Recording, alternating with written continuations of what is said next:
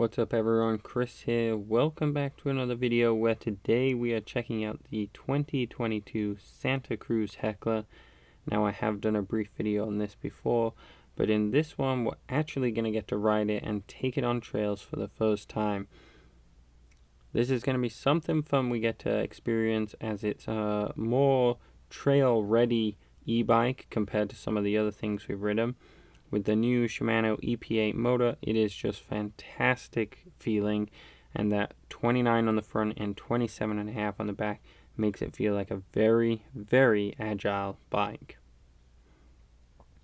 So we start off by going just down a bit of a commute, which is very comfortable on it, easy to go up to that 30k range, no problem, and then we're going to head out to some trails. Let's talk about the power spec. This is the X01 model. So that means it's got the full SRAM X01 power spec, which is super clean, shifts super nice. It has no problem shifting.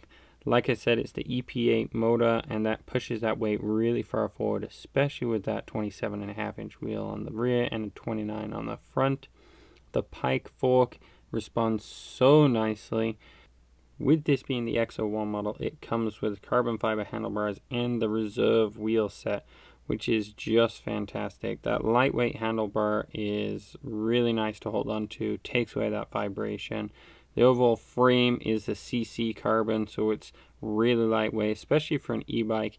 It really is about 46 pounds, I think, this one, which is really light for an e-bike relatively. Like I said, it's got the 29s on the front with the minions on the front and rear. Again, a very common tire to be placed on things. The brakes on this thing are the code RSC, so they are a super powerful brake, lots of adjustment to them, and just have a really good feeling to them. Like, there is no issue stopping any of this weight with these brakes.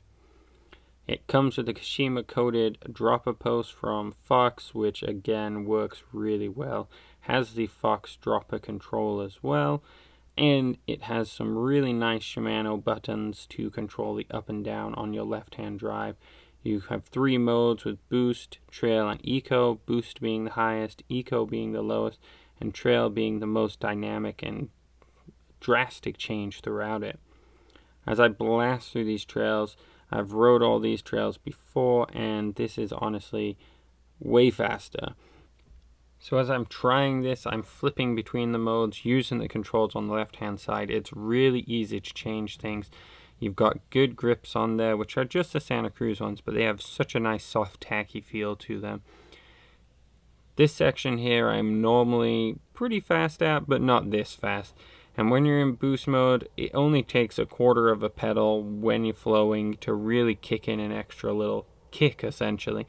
It just sends it flying, keeps the flow going. Like this, I'm going twice as fast as I normally would have. And or if I wanted to hit those speeds, I would have to really pedal hard. This here is actually quite a technical downhill. It's not super long, but it's really rooty. And the suspension handles it well. The bike handles it well, and then you come up this climb, and normally it's quite difficult, especially when you have to climb over that tree log there, but no issues. So right after this section is where I switch from boost to trail.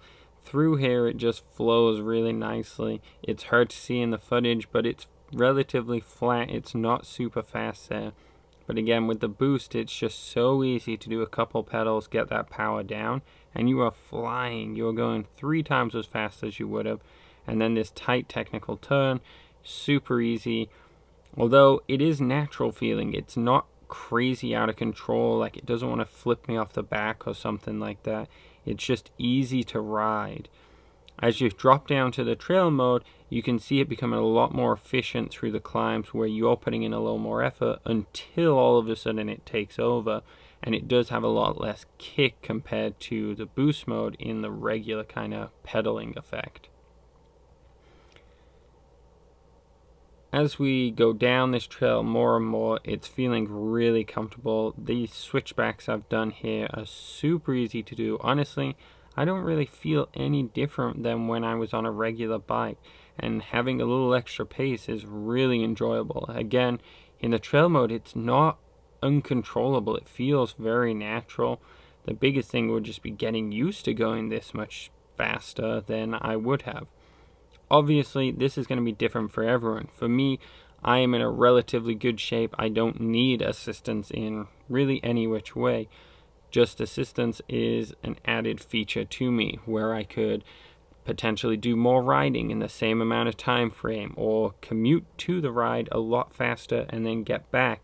So I'm still going to get a workout in, I'm still going to get a ride in, but instead of doing this big, long, slow climb at, let's say, 10k an hour, I can now crush it and very easily jump way up.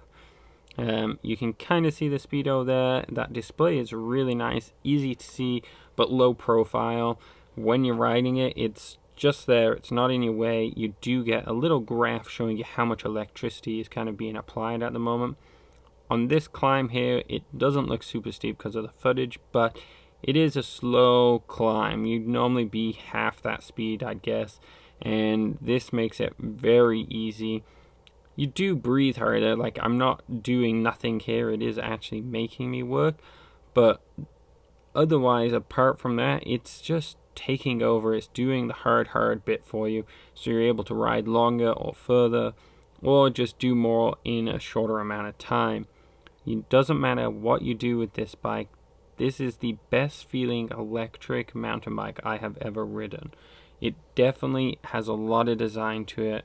Santa Cruz's VPP suspension is working as it should, and it's working really well. I think that 27.5 on the back end makes it really nimble, really lightweight. And then compared to the Bosch style motors we've seen before, that EPA is really pushed forward and it really just tightens up the whole back end. This section here was interesting because it's quite a steep switchback. It is quite difficult.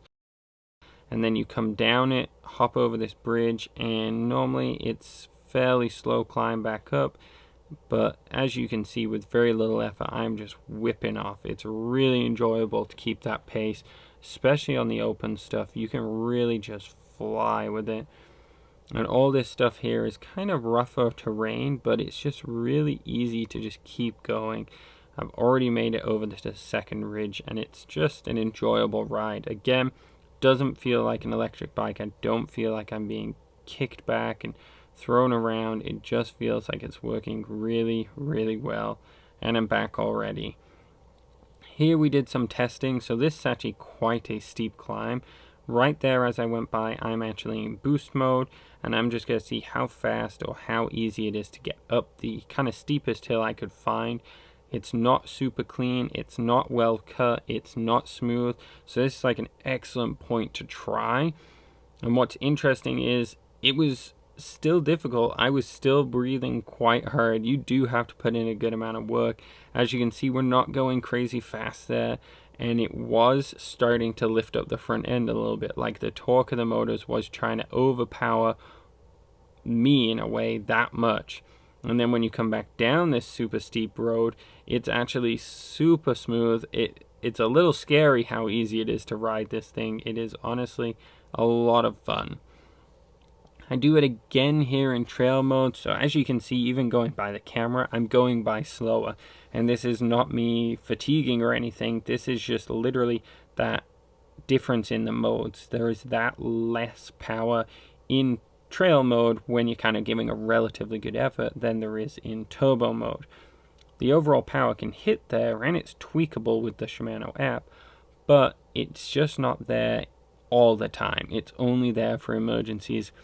So for this one, I made it all the way to the top of the hill, and then again I try it one more time in eco mode. You can see it is slowing down.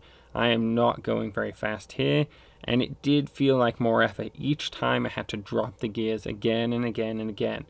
Turbo mode, boost mode, whichever you want to call it. I didn't go into super low of a gear. In trail and especially in eco, I'm dropping right down to that 12th gear, and I even don't make it. I only make it halfway up in eco. You could say small amount of fatigue, but honestly, it was just a steep, difficult climb, and it started getting a little overpower, kind of torquiness to it, hard to keep the front end down. So potentially better skills would have been maybe a bit better. This is me with it off.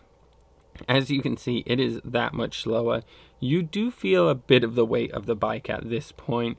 It does feel heavy. It is a little slower.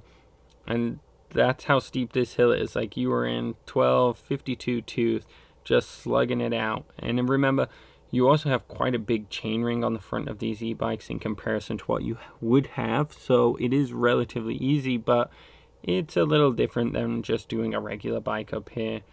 I end up spinning it around and just coming back down. Made it about the same height as the Eco, which was interesting. Alright guys, hopefully this helped. I really enjoyed this bike. It's a really nice bike to look at.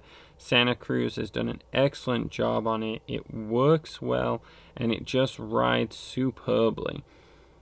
If you're interested in this bike, I'd get looking now. Essentially, the 2022s are out and Santa Cruz is on a tight budget or a tight part supply to work with, so it's really hard to find these things and actually secure them and know that they're coming for next year. The part spec on it is superb, and again, this is the X01 reserve, so it better be superb. In Canadian dollars, we're talking like 15,000, 16,000, but as a frame set alone, the CC frames are worth $5,000-$6,000, so it's not crazy that we end up with a $15,000 e-bike when you put the highest end frame on it, even a highest end dropper post on it. You know, some fantastic features which will really excel someone new into biking, already into biking, or just looking to expand their garage full. Alright guys, hope you enjoyed this. Please subscribe below, and we'll talk to you later, guys. Have a good one. Thanks.